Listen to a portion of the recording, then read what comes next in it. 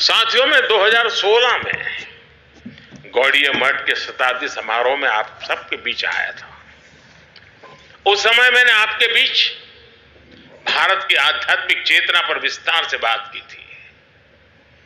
कोई समाज जब अपनी जड़ों से दूर जाता है तो वो सबसे पहले अपने सामर्थ्य को भूल जाता है। इसका सबसे बड़ा प्रभाव ये होता है जो हमारी खूबी होती है, जो हमारी ताकत होती है, हम उसे ही लेकर हीन भावना का शिकार हो जाते हैं। भारत की परंपरा में, हमारे जीवन में भक्ति जैसा महत्वपूर्ण दर्शन भी इससे अछूता नहीं रहा। यहां बैठे युवा साथी मेरी बात से कनेक्ट कर पाएंगे।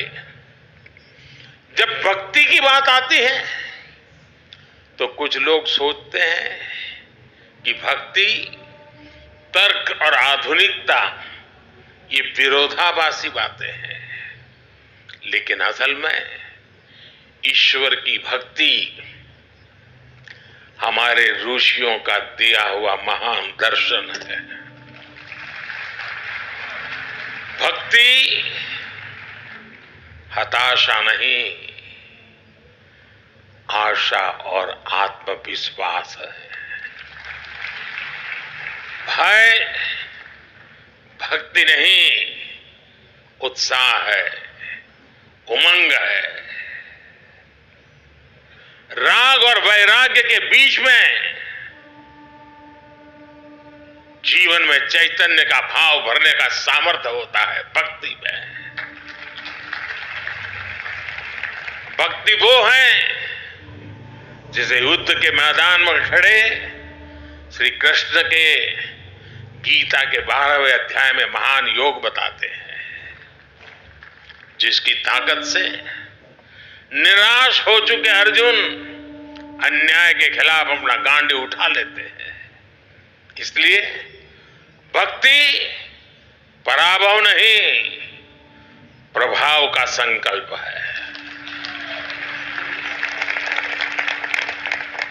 लेकिन साथियों, ये विजय हमें दूसरों पर नहीं, ये विजय हमें अपने ऊपर हासिल करनी है।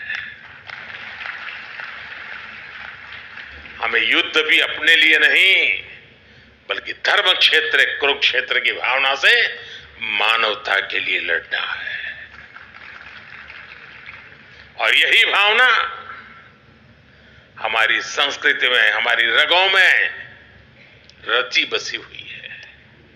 इसलिए भारत कभी सीमाओं के विस्तार के लिए दूसरे देशों पर हमला करने नहीं गया।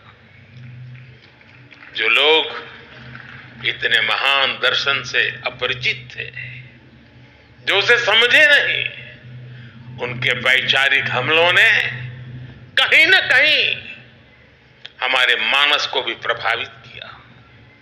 लेकिन हम श्रील प्रभुपाद जैसे संतों के ऋणी हैं, जिन्होंने करोड़ों लोगों को पुनः सच के दर्शन कराए, उन्हें भक्ति की गौरव भावना से भर दिया। आज आजादी के अमृत काल में गुलामी की मानसिकता से मुक्ति का संकल्प लेकर देश संतों के उस संकल्प को आगे बढ़ा रहा है।